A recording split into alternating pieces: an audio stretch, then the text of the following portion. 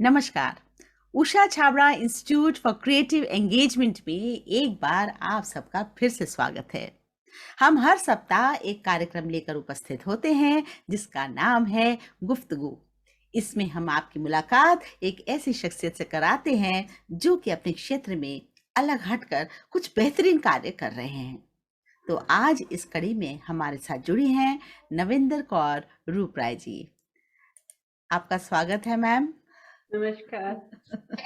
बहुत अच्छा लग रहा है आपसे बातचीत करना, क्योंकि हम वैसे भी फ्रेंड्स हैं और आपके बारे में इतना पढ़ती रहती हूँ, तो मैंने सोचा आज आपको ही बुलाया जाए। तो धन्यवाद उषा जी, सबसे पहले तो कि आपने मुझे न्योता दिया, और आपके पास आना हमेशा मेरे लिए एक बहुत अच्छी अपॉर्चुनिटी होती है, एक अच्छी लर्निंग होती है। दोस्त तो है ही है, लेकिन उससे ज़्यादा आप मेरे लिए एक मेंटर भी हैं, जो कि मैं हमेशा आपको सुनना बहुत पसंद करती हूँ। Thank you so much. तो चलिए हम आपका परिचय करवाते हैं दर्शकों से। Kaur Rooprai ji has 23 years of experience in a role that involved education program design in the area of school teaching, e-learning, ICT in education, pedagogical practices, and strategies. She has expertise in conducting school academic audits and training need analysis for teacher and student development programs. As a certified career analyst and international certified coach, she conducts personalized career counseling session, career awareness workshops, school counselor training sessions, and study abroad consultant. As a certified soft skills trainer, she conducts sessions for school leaders, school teachers, and students on various topics for empowering them to meet day to day challenges. जी नविंदर जी, तो इतनी बातें जो आपकी इसमें लिखी हुई हैं, इतने बड़े बड़े शब्द जो लग रहे हैं, एनालिस्ट और ये और वो, मैं ये जानना चाहती हूँ, जब आपने अपना ग्रेजुएशन किया होगा, क्या आपको पता था कि आप एक दिन ये सब काम करेंगी? कैसा रहा आपका एक्सपीरियंस? क्या आपके बिल्कुल मन में चला था उस समय और यहाँ तक जो आप पहुंचे, अब बताइए। उषा जी, आप बहुत हंसेगी। ये एक्सपीरियंस मैंने कभी सोचा नहीं था, ये कोई ऐसे प्लान करियर नहीं है मेरा। जब मैंने अपना स्कूलिंग खत्म किया, ग्रेजुएशन में आई, तो मैं उस टाइम पे सॉफ्ट स्किल ट्रेनर नहीं थी। मैं उस टाइम पे टेक्नोलॉजी के साथ ज़्यादा डील करती थी। मैं सॉफ्टवेयर इंजीनियर थी, ओके। और मैंने 2 साल पूरा सॉफ्टवेयर इंजीनियरिंग का काम किया है। मैंने कोडिंग की है, और मैंने बहुत अच्छे सॉफ्टवेयर डेवलप किए रेस्टोरेंट्स के लिए, होटल्स के लिए, और कुछ कमर्शियल कामों के लिए भी मैंने टीम के साथ डेवलप किए। बट फिर जब मुझे लगा कि मेरे से कोडिंग होती है, लेकिन मेरे को ऐसे लगता था कि मुझे ज्ञान बांटना ज़्यादा अच्छा लगता है, लोगों से इंटरैक्ट करना ज़्यादा अच्छा लगता है। तो फिर मैंने अपना जो है करियर थोड़ा-सा चेंज किया, और मैं ट्रेनिंग में गई। जब ट्रेनिंग में गई, और जैसे-जैसे धीरे-धीरे मेरा स्किल एनहांस होता रहा, कम्युनिकेशन का स्किल एनहांस होता रहा, लोगों के साथ बातचीत कैसे करनी है, प्रेज़ेंट कैसे करना है, वो मेरी तरफ लिए बहुत अच्छा हुआ। उसके बाद मेरा एक रुझान रिसर्च में आ गया। अच्छा। जब रुझान रिसर्च में आया, तो फिर मैंने सोचा कि अब इसको एज़ अ प्रोफ़ेशन बनाएँ, तो एज़ अ ट्रेनर बने। तो मैं सबसे पहले टेक्नोलॉजी ट्रेनर बनी, और मैं लोगों को एमएस ऑफिस में उस टाइम पे ट्रेनिंग देती थी, जो कि बहुत मुश्किल काम था उस समय के लिए। सही बात। और धीरे-धीरे करते-करते मुझे अपॉर्च्युनिटी मिली स्कूल्स के साथ काम करने की। जब स्कूल्स में आई, तो फिर मेरे पास एक और अपॉर्च्युनिटी आई कि अब पेडागोजी ट्रेनिंग्स करी जाए। अब उसके ऊपर रिसर्च करना शुरू हुआ, उस पे अपनी स्किल बिल्डिंग स्टार्ट करी। अब वहाँ तक भी मेरा जो है पेट नहीं भरा। मुझे लगा कि नहीं, अभी तो भूख और है, अभी तो और भी कुछ करना है। तो फिर मैंने दोबारा से रिसर्च किया कि अब और क्या किया जा सकता है। फिर मैं सॉफ्ट स्किल ट्रेनिंग में आई, क्योंकि ट्रेनर तो थी ही। अब सॉफ्ट स्किल ट्रेनिंग की डिमांड आने लग पड़ी कि भैया 21st सेंचुरी स्किल प्रिपरेशन करना है बच्चों के साथ, टीचर्स के साथ। तो उसमें मैंने फिर अपने आप को थोड़ा-सा स्किल डेवलप किया, थोड़ा रिसर्च किया, मॉड्यूल बनाए, लोगों को सुना, मोटिवेशन टॉक्स यूट्यूब में सुनी। उसके बाद मुझे लगा ये मैं कर सकती हूँ। उसके बाद मेरे पास कुछ भी नो लुकिंग बैक वाला जो हिसाब होता है ना, वो चीज़ थी। और फिर मैं सॉफ्ट स्किल ट्रेनिंग और पेडागोजी ट्रेनिंग करती थी टीचर्स की, स्टूडेंट्स की। फिर एक दिन मैं बैठी थी, और मेरी एक फ्रेंड ने बोला, आपकी जैसी ही एक बहुत प्यारी सी फ्रेंड, कहती तुम करियर काउंसलिंग क्यों नहीं लेती हो, वो भी आप करो, तो उसको भी आप अपना वो एक वर्टिकल बनाओ। मैंने भी एक दिन सोचा कि ठीक है, करियर काउंसलिंग भी कर ही लेते हैं। अब जहाँ इतना कुछ सीखा है, एक चीज और सही, मैंने दोबारा से अपने सर्टिफिकेशन कोर्सेज किए, डिग्री कोर्सेज किए, और एक करियर सर्टिफाइड करियर एनालिस्ट बन गई। अब जब मैंने लोगों के साथ डील करना शुरू किया, धीरे धीरे करके मेरा कॉन्फिडेंस इस फील्ड में बढ़ा, मेरे को एक रिव्यूज अच्छे मिलने लग पड़े, और मुझे कहीं ना कहीं लगा ये मेरा एक पैशन है जहाँ पे मैं बच्चों को गाइड कर सकती हूँ for career counselling, for subject selection, जो शायद हमारे टाइम पे इतना नहीं था, जिसकी इम्पोर्टेंस आज की डेट पे है। तो ये तो जर्नी है उषा जी हमारी। हाँ, बड़ी प्यारी जर्नी है। मैंने देखा कि आप एक लर्नर का एटीट्यूड रखती हैं। जो भी सामने लगता है कि हाँ, इसके प्रति मेरा रुझान है, उसको करने में आप चूकती नहीं हैं। आपने एक के बाद एक दूसरा, देखिए हमारी झोली में जितने स्किल्स आए ना, उतना मल्टीपल हम होते जाते हैं। और नॉलेज तो फिर एक ही है, चाहे नाम अलग अलग हों, लेकिन ये नॉलेज तो बिल्डअप एक ही हो रही है। और जहाँ तक बच्चे की बात है या टीचर्स की बात है, स्किल लर्निंग की बात है, ये सभी के लिए ज़रूरी है। तो अब हमारा जो नेक्स्ट जो मेरे मन में बात आ रही है कि जैसे आपने जो करियर लिया, इधर इधर इधर घूमते हुए लिया है ना, तो आपको क्या लगता है कि करियर काउंसलिंग, जैसे आप इस दिशा में हैं, क्यों ज़रूरी है? पेरेंट्स को क्या समस्या आ रही, क्या चुनौतियाँ वो फेस करते हैं कि जब वो बच्चे के करियर की बात सोचते हैं? क्योंकि सिक्स सेवेंथ में ही मैं देखती हूँ कई पेरेंट्स सोच लेते हैं इसको इंजीनियरिंग ही करानी है, प्री डिसाइड करके बैठ जाते हैं, और फिर उसके बाद मैं देखती हूँ बच्चा एकदम हताश सा हो जाता है 12वीं तक आते आते कि नहीं हो रहा। सो कहीं ना कहीं मुझे लग रहा है कि कोई दिक्कत तो है। तो आप बताइए कि करियर काउंसलिंग क्यों आवश्यक है और कब इसकी शुरुआत होनी चाहिए? पेरेंट्स कब आए आपके पास? तो यहाँ पे उषा जी, मैं अपने आप को सबसे पहले एज अ पेरेंट ही लेके चलती हूँ, क्योंकि मेरा भी एक बेटा है जो कि अब जॉब कर रहा है, इंजीनियरिंग कर चुका है। एज अ पेरेंट हम लोगों के इतने पैशंस होते हैं, हमारे अपने इतने डिजायर्स होते हैं जो हमने फुलफिल नहीं किए होते, और कहीं ना कहीं पे हम अपने बच्चों पे वो डिजायर ढूंढते हैं और उसको फुलफिलमेंट का एक जरिया बनाते हैं। इसीलिए हम कहते हैं बेटा तुम डॉक्टर बनो, बेटा तुम इंजीनियर बन जाओ। हम कभी नहीं कहते कि बेटा तुम ब्लॉगर बन जाओ, हम कभी नहीं कहते कि बेटा तुम फैशन डिजाइनिंग में चले जाओ, क्योंकि हम लोगों के जो खुद के डिजायर्स हैं वो कहीं ना कहीं पे हम फुलफिल करते हैं अपने बच्चों के। लेकिन कहीं ना कहीं पे हम अपने डिजायर्स को फुलफिल करने के चक्कर में बच्चों के डिजायर्स को खत्म कर देते हैं। मेरे पास ऐसे बहुत से केसेस आते हैं उषा जी, जहाँ पे बच्चा कहता है कि मेरे पापा कह रहे हैं इंजीनियरिंग करने के लिए, लेकिन मैं आपको बताऊं मेरे को तो फिजिक्स केमिस्ट्री पसंद ही नहीं है, मेरे को तो हिस्ट्री में ज्यादा मार्क्स आते हैं, मेरे तो ज्योग्राफी में ज्यादा मार्क्स आते हैं, लेकिन फादर कह रहे हैं इंजीनियरिंग ही करनी है। तो इस तरीके चैलेंजेस बहुत आते हैं। और मेरे हिसाब से आज के टाइम में, आज के समय में तो बहुत इंपॉर्टेंट हो चुका है कि हम करियर काउंसलिंग करवाएं बच्चों की, एक करियर गाइडेंस ले बच्चों की, और एक प्रोफेशनल एक्सपर्टीज के पास जाके उसके एक्सपर्टाइज सर्विसेज ले। क्योंकि उषा जी आज की डेट में अगर मैं एक एग्जांपल ही ले लूं, बीएससी के अंदर ही 150 हमारे पास वैरायटी ऑफ डिग्रीज हैं। अब वो 150 वैरायटी डिग्री में मुझे कहाँ एडमिशन मिलेगी, मुझे कहाँ पे कौन से कोर्स में एप्लीकेशन भरना है, मेरे को कौन सा कोर्स ज्यादा अच्छा लगेगा, जिसको हम कहते हैं my fit best fit career, वो चीज कैसे पता लगेगी? 150 अगर हमारे पास साइंस की ही डिग्रीज है, बीएससी की ही डिग्री है। तो यहाँ पे ये इम्पोर्टेंट हो जाता है, एक पेरेंट को सबसे पहले तो अपने लिए पहले करियर काउंसलिंग का एक सेशन ले लें, क्योंकि हम्म। हमारे पेरेंट्स ही हमारे बच्चों के मेंटर हैं। उनको अगर ज्ञान पूरा है कि आज के लिए हिसाब से कौन से ट्रेंडिंग करियर्स हैं, कौन से न्यू एज करियर्स हैं, कौन से इमर्जिंग करियर्स हैं, तो वो अपने बच्चों को अच्छी तरीके से गाइड कर पाएंगे, उनको मेंटर कर पाएंगे। दूसरा इम्पॉर्टेंट ये है कि हमारे बच्चे कहीं ना कहीं पे जब 6th 7th में होते हैं, हमें उसी टाइम पे करियर का ना सोच के उसकी प्रोफाइल बिल्डिंग का सोचना जरूरी अच्छा। है। क्योंकि प्रोफाइल बिल्डिंग में जैसे आप एक स्पोर्ट्स में जाते हैं, एक आप फाइन आर्ट या परफॉर्मेंस आर्ट में जाते हैं, एक आप कुछ साइंटिफिक टेम्परमेंट रखते हैं तो आप कोई क्लब ज्वाइन करते हैं, आपके राइटिंग के स्किल्स हैं आप उसको एनहांस करते हैं, तो ये सब चीजें प्रोफाइल बिल्डिंग में आती है। हमें एज अ पेरेंट फोकस उस पर करना चाहिए।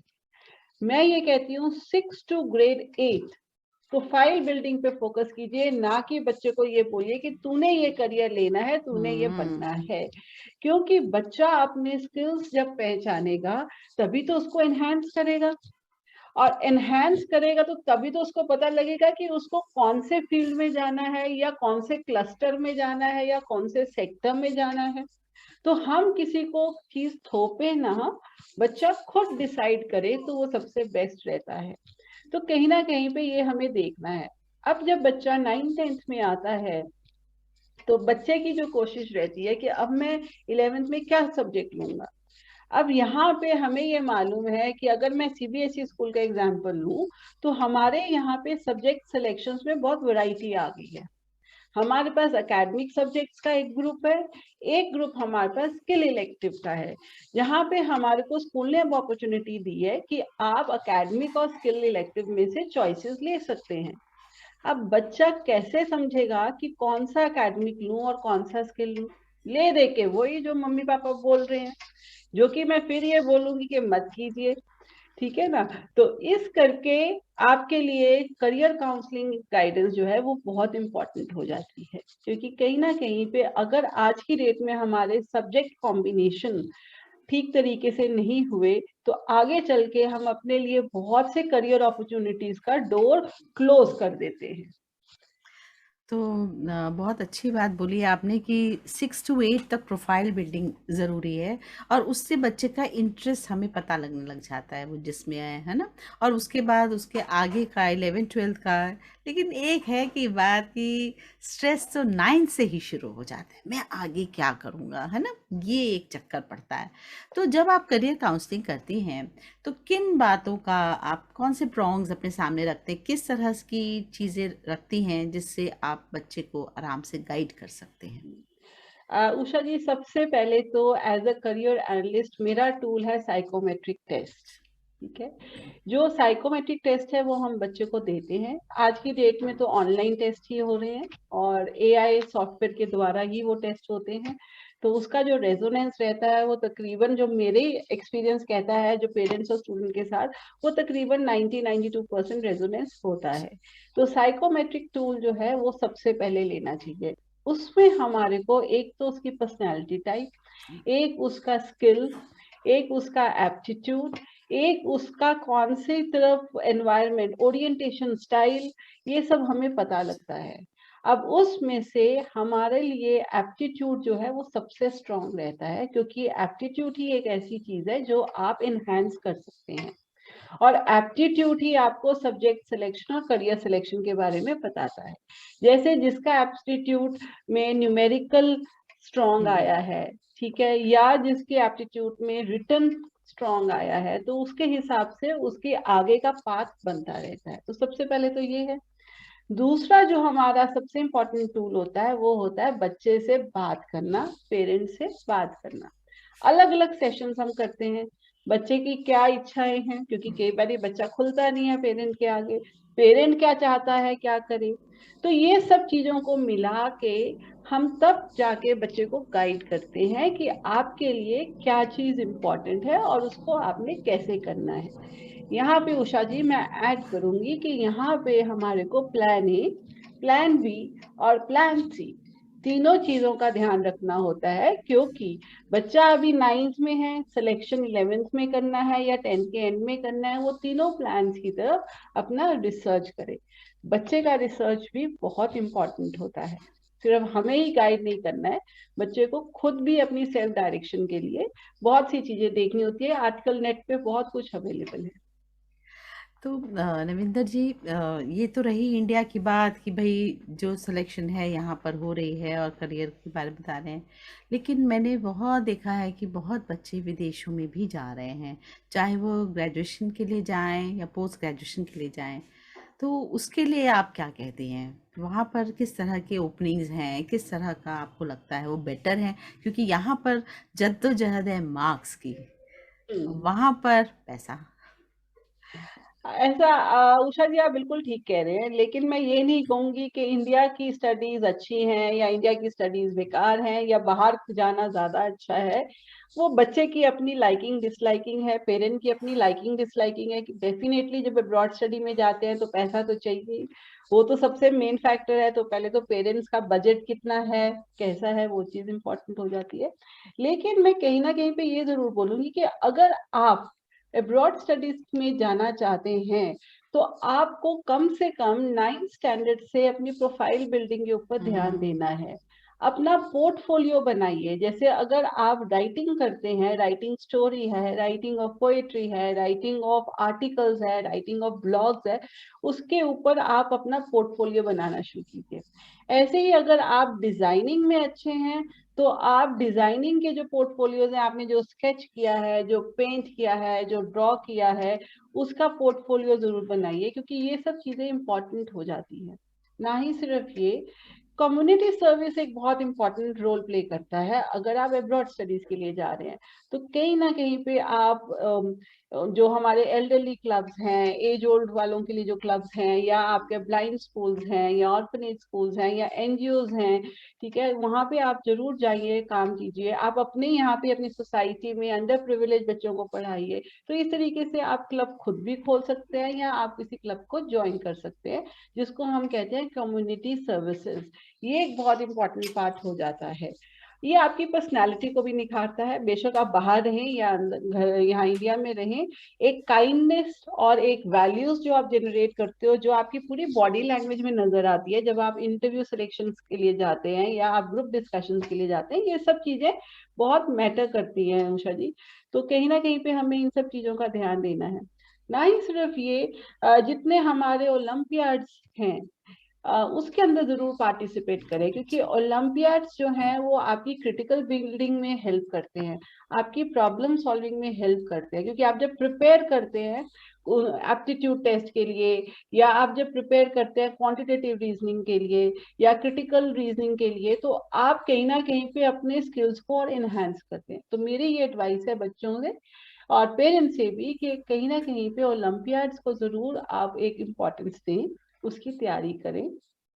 उसके अलावा आज की डेट में जैसे हमारा एनईपी भी कहता है कि बच्चों को 6th स्टैंडर्ड से इंटर्नशिप में डालें। तो आजकल बहुत सी अपॉर्चुनिटीज हैं वर्चुअल इंटर्नशिप्स की। अब वर्चुअल इंटर्नशिप क्यों दी गई है 6th स्टैंडर्ड के लिए, उषा जी, बड़ा इंटरेस्टिंग सा ये अच्छा। किस्सा हाँ। है। हाँ। मेरे एक पेरेंट ने मुझे बोला कि पता नहीं 6th में बच्चा क्या इंटर्नशिप करेगा, क्या करेगा, तो वो कहीं पे काम तो करने जा नहीं सकता है, तो वर्चुअल इंटर्नशिप की क्या रीजन है, क्यों ये चीज हमने लागू करी है। तो मैंने उस पेरेंट को यही कहा कि बच्चा जब ये ऑप्ट करेगा कि उसने कंटेंट राइटिंग में जाना है या मेडिसिन में जाना है या लॉ में जाना है, उससे पहले क्यों ना हम बच्चे को एक नाइन। वर्चुअल एनवायरनमेंट दे दें, ताकि बच्चे को ये समझ में आए कि इस लाइन में या इस करियर में क्या उससे एक्सपेक्ट किया जा रहा है, इस करियर में क्या होता है, ताकि अगर वो डिसीजन ले तो एक वाइज डिसीजन बच्चा खुद ले।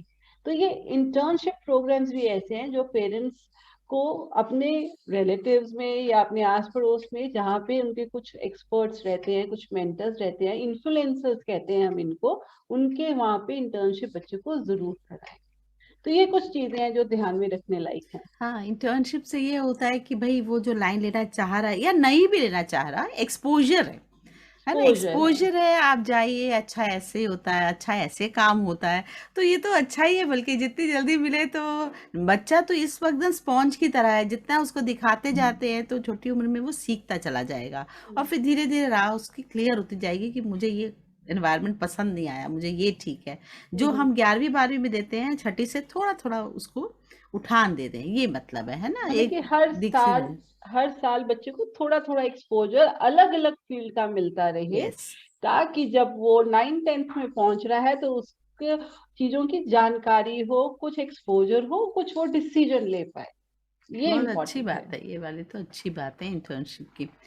तो बच्चे का करियर तो चलो हो गया, लेकिन करियर में भी मैंने देखा कि बच्चे कई बार कम्युनिकेट नहीं कर पाते। पढ़ाई अच्छी कर ली, नौकरी भी लग जाती है, लेकिन वहाँ पर सॉफ्ट स्किल्स की बहुत ज़रूरी बात सामने दिखाई देने लगती है। अब सॉफ्ट स्किल्स जो हैं किस उम्र में शुरू कर देना चाहिए इसकी ट्रेनिंग? जैसे आप सॉफ्ट स्किल ट्रेनर हैं, तो किस उम्र से बच्चे की सॉफ्ट स्किल डेवलप हो जानी चाहिए? क्या करना चाहिए as a parent, as a teacher, कि बच्चा एक ना सिर्फ अधूरा सा ना निकल के आए, सिर्फ पढ़ाई पढ़ाई ना, क्योंकि सॉफ्ट स्किल भी उतना ही पार्ट प्ले करती है आपके जीवन को सुखी बनाने में। नहीं, बिल्कुल ठीक कहा आपने उषा जी। इसको हम कहते हैं holistic development of the student. ठीक है, यहाँ पे खाली हम इंटेलेक्ट की बात नहीं कर रहे हैं, खाली हम ब्रेन की बात नहीं कर रहे हैं, हम हर एक चीज की बात कर रहे हैं। उसके हाव भाव, उसको कैसे बैठना है, कैसे खाना है, कितना मुंह खोलना है। ठीक है, और उसके बाद सॉफ्ट स्किल में ना ही सिर्फ ये चीजें आती हैं, सॉफ्ट स्किल में ये भी आता है कि बच्चे ने सिंपल एक ईमेल लिखनी है, ठीक है, या कोई लेटर लिखना है, या कोई एप्लीकेशन लिखनी है, वो किस तरह से लिखे। अब अगर वो कहीं पे इंटरव्यू देने जा रहा है, कहीं पे सिलेक्शन होनी है, तो इंटरव्यू में कैसे बोले, कितना बोले, वॉइस कितनी ऊपर नीचे या मॉड्यूलेशन करे, टोन की पिच कितनी होनी चाहिए। और उसके बाद जैसे अब बच्चे हमारे जो हैं ग्रुप डिस्कशन में जाते हैं, जितने अच्छे कॉलेजेस हैं, प्रोग्रेसिव कॉलेजेस हैं, वो ग्रुप डिस्कशन में जरूर बुलाते हैं फाइनल राउंड में। ग्रुप डिस्कशन में कैसे पार्टिसिपेट करना चाहिए, ये सब चीजें बहुत इंपॉर्टेंट है। क्योंकि आप जब कहीं पे भी जाते हैं तो आप सिर्फ अपने डिग्री को लेके नहीं जाते हैं, आप हेड टू टो अपना पूरा प्रेजेंटेशन देते हैं। वहां पे सॉफ्ट स्किल ट्रेनिंग बहुत इंपॉर्टेंट हो जाती है। अब आपने पूछा एज, तो मैं कहूंगी कि जब बच्चे घर से ही निकल रहे हैं स्कूल के लिए, प्री स्कूल के लिए, वहीं से यस। ही सॉफ्ट स्किल ट्रेनिंग स्टार्ट हो जाती है। क्योंकि सॉफ्ट स्किल ट्रेनिंग में सीखना जरूरी नहीं है, उसको अपने हैबिट पे लाना बहुत जरूरी है। तो आप जो भी बच्चे जब घर से बाहर निकल रहा है प्री स्कूल के लिए, वहीं इसी एज से सॉफ्ट स्किल ट्रेनिंग बच्चे की शुरू हो जाती है। डाइनिंग एटिकेट से लेके, होल्डिंग अ पेन से लेके, राइटिंग स्किल से लेके, वर्बल स्किल से लेके, group discussion, time management, people management, presentation, ये सब चीजें बहुत इंपॉर्टेंट होती है, और ये धीरे धीरे करके इनहेंस होती रहती हैं। तो इसकी कोई ऐसी एज नहीं है कि मुझे 9th में करना है कि 10th में करना है। आप बच्चे को छोटी उम्र से ही स्टार्ट कीजिए, क्योंकि वो उसका एक हैबिट बनेगा। और उसके बाद जब वो स्कूल से बाहर निकलता है, या स्कूल के अंदर भी बहुत से इवेंट्स में वो जाता है, बहुत से कॉम्पिटिशन्स में जाता है, तो वो पहचाना जाता है कि वो इस स्कूल का बच्चा है। क्योंकि उसकी सॉफ्ट स्किल ट्रेनिंग ही इतनी स्ट्रांग हुई होती है कि वो एज अ ब्रांड एम्बेसडर बन के जाता है। ठीक है, अब वो ब्रांड एम्बेसडर अगर आपका बेटा है, तो वो ब्रांड एम्बेसडर छाबड़ा फैमिली का है, तो वो तो कहाँ से निकलेगा, वो सॉफ्ट स्किल ट्रेनिंग से निकलेगा। तो ये सब चीजें बहुत इंपॉर्टेंट है उषा जी आज की डेट में। बिल्कुल, और जितने जल्दी ये हो जाए उतना ही अच्छा है, क्योंकि बाद में पक्के कहते हैं ना, पक्का है जब घड़ा पक गया है जब, तो उसके ऊपर तो आप कुछ भी करेंगे वो टूट जाएगा। तो टूट जो जाएगा। बच्चा अभी बन रहा है, उसकी पर्सनालिटी बन रही है, उस समय जब हम उसके ऊपर कुछ भी बताते हैं करते हैं, तो वो धीरे धीरे इम्बाइब करता है, और वो उसकी पर्सनालिटी का पार्ट होने लगता पार्ट हो जाता है ना। है। कम्युनिकेशन स्किल है, और जितने भी और भी हैं, डिसीजन मेकिंग, सेल्फ अवेयरनेस, जितने लाइफ स्किल्स भी साथ में इसमें जुड़ जाते हैं सॉफ्ट स्किल के हम्म। साथ। और एक बच्चा एक सुंदर पथ पर अपने आप एक डिसीजन मेकर अच्छा बनता है, और तो बहुत ज़रूरी है सॉफ्ट बच्चे को एक स्किल। कॉन्फिडेंस आता है उषा जी, जो कि एक कॉन्फिडेंस होना बहुत जरूरी है। कई बार हमें देखा है ऑफिस में भी, क्योंकि जैसे मेरा कई साल का एक्सपीरियंस है, मैंने कॉर्पोरेट में भी काम किया है, मैंने अपनी टीम में ही देखा है कि कई बच्चे, डिग्री उनके रिज्यूमे में बहुत स्ट्रांग है, ठीक है, नॉलेज भी उस बच्चे को अच्छा आता है, लेकिन जहाँ पे काम करने की क्षमता की बात होती है, टीम मैनेजमेंट की बात होती है, वहां पे वो जीरो हो जाता है। तो वो डिग्री किसी काम की नहीं, वो नॉलेज किसी काम की नहीं, अगर आप टीम मैनेजमेंट ही नहीं जानते हैं, टीम में काम करना ही नहीं जानते हैं। तो सॉफ्ट स्किल ट्रेनिंग भी एक बहुत बड़ा एस्पेक्ट है आपकी होलिस्टिक डेवलपमेंट में। बिल्कुल सही बात। तो नविंदर जी, आज तो बहुत सारी बातें हमने की, तो चलते चलते आप पेरेंट्स को या किसी को भी कुछ एक मैसेज देना चाहेंगे, कुछ अपनी जो मन में आपके आता है कि ऐसा क्यों नहीं करते भाई? ऐसा कर लो, क्योंकि हमारी जब एक एज हो जाती है ना, तो हम पीछे मुड़कर देखते हैं, अपनी गलतियाँ भी देखते हैं, या हम अगर यहाँ ऐसे किए होते तो ये बात हो जाता। तो आज चूँकि हम इस स्थिति में हैं कि हम बोल सकते हैं, बता सकते हैं, तो आप क्या कहना चाहती हैं, बताओ? देखो, एज अ पेरेंट हम जरूर अपनी पुरानी लाइफ पीछे जो हम छोड़ चुके हैं, स्कूलिंग, ठीक है, और कॉलेज का टाइम, ऑफिस का टाइम, वो हम जरूर याद करते हैं, और कहीं ना कहीं पे हमारे पास उन हर एक फेजेस में हमारे पास एक लर्निंग है। कुछ अच्छे लर्निंग्स हैं, कुछ हमारी पुरानी लर्निंग्स हैं जो कि हम रिग्रेट भी करते हैं। तो वो लर्निंग जरूर आप अपने बच्चे के साथ शेयर कीजिए, लेकिन उसके ऊपर थोपिए नहीं। आप उसको बताइए कि मैंने भी ये रास्ता इस तरीके से तय किया था, मेरे लिए भी ये मुश्किलें आई थी, और ये चीज आप अपने ही टाइम के हिसाब से, अपनी क्षमता के हिसाब से सीखिए। उनके ऊपर थोपिए नहीं अपने डिजायर्स को।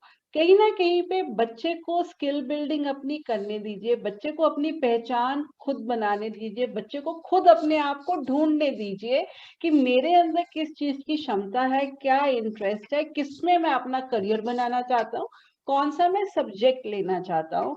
बच्चे को लेने दीजिए। बिलीव मी, आज के टाइम पे इतनी करियर अपॉर्चुनिटीज हैं, इतनी तरह तरह की डिग्रीज हैं, इतने न्यू ट्रेंडिंग करियर्स हैं कि कहीं पे ऐसा नहीं लगेगा कि मेरा बच्चा आज डॉक्टर या इंजीनियर या लॉयर नहीं बना है तो कुछ नहीं बना है। ऐसा आज की डेट में है ही नहीं। तो बच्चे को फ्री माइंड से अपना सेटल होने दीजिए। हाँ, पीछे खड़े रहिए, जब वो गिरे तो उसको बचाइए, उसको आगे का रास्ता दिखाइए और फिर पीछे हो जाइए। ये बहुत इंपॉर्टेंट है। बहुत अच्छी बात बोली आपने, साथ रहिए। बच्चे को साथ चाहिए, एक हाँ, अगर आपकी हाँ हो गई ना, फिर तो वो दुनिया से भी लड़ने को तैयार रहता है ना?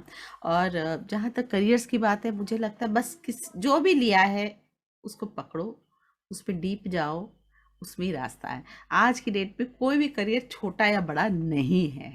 बिल्कुल सही सारे बोले आप हैं। एक को पकड़ लीजिए, एक ही साधे सब सधे। बस हो जाएगा, तो बिल्कुल ना। सही बोले हैं उषा जी आप, क्योंकि आज की डेट में और आने वाले टाइम में भी मुझे लगता है कि क्योंकि हर 6 महीने में कुछ ना कुछ नया करियर आ रहा है। हर लोग, अब देखिए, पहले लोग कहते थे पायलट बनना है, अब लोग कहते हैं मुझे ड्रोन के अंदर इंटरेस्ट है, यस। मुझे ड्रोन नेविगेशन सीखना है। तो वो क्या चीज है, चेंजेस आ गए ना।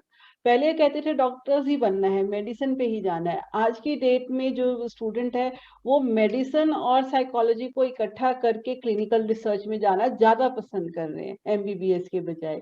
ठीक है। इसी तरीके से पहले लोग कहते थे मुझे इंजीनियरिंग करनी है, इंजीनियरिंग में उसके पास ऑप्शन क्या होती थी, मैकेनिकल कर ली, इलेक्ट्रिकल कर ली, इलेक्ट्रॉनिक कर ली, और फिर बाद में सीएस आ गया। अब आज की डेट में हमारे पास इंजीनियरिंग के अंदर ही इतनी ज्यादा अपॉर्चुनिटीज हैं। आप इंजीनियरिंग बिग डेटा में कर सकते हैं, आप इंजीनियरिंग साइबर सिक्योरिटी में कर सकते हैं, और मेरे हिसाब से आने वाले और 6 महीने में दोबारा से कुछ और नया आ ही जाएगा। आज की लाइफ बहुत फास्ट चलती है। तो कुछ ऐसा नहीं है कि हमने ऐसे ही करना है, बस लाइफ में चलते जाएं, मजे करते जाएं, स्ट्रेस ना लें। मेरी यही बेनती है पेरेंट्स से और बच्चों से कि स्ट्रेस मत लें। लाइफ बहुत आराम से स्मूथली चली जाती है, हम लोग उसको स्ट्रेसफुल कर देते हैं। तो ये एक इम्पॉर्टेंट मैसेज है जो बहुत मैं अच्छा। पेरेंट्स को और स्टूडेंट्स को देना चाहूंगी।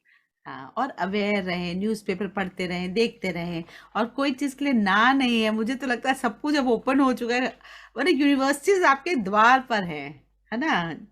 ऑनलाइन इतना चल रहा है अब तो, मतलब मूक्स वगैरह इतने आ गए हैं कि कहीं कोई लिमिट ही नहीं रह गई है। तो नविंदर जी, आपसे बात करके बहुत बातें पता लगी, बहुत कुछ ओपन हुआ पेरेंट्स के लिए भी। तो मुझे लगता है कि ये चर्चा सार्थक रही, और जो भी लोग इस वीडियो को देखेंगे उन्हें अवश्य ही लाभ मिलेगा। आपका बहुत बहुत धन्यवाद नविंदर जी, धन्यवाद thank you. Usha ji, thank you so much for inviting me, और बहुत मजा आया आपके साथ गुफ्तगू करने में। कुछ अच्छा सा हमारे को टॉपिक मिला जो कि शायद हमारे बच्चे और हमारे पेरेंट्स के लिए यूजफुल होगा। Thank you so much Usha ji. Thank you ma'am.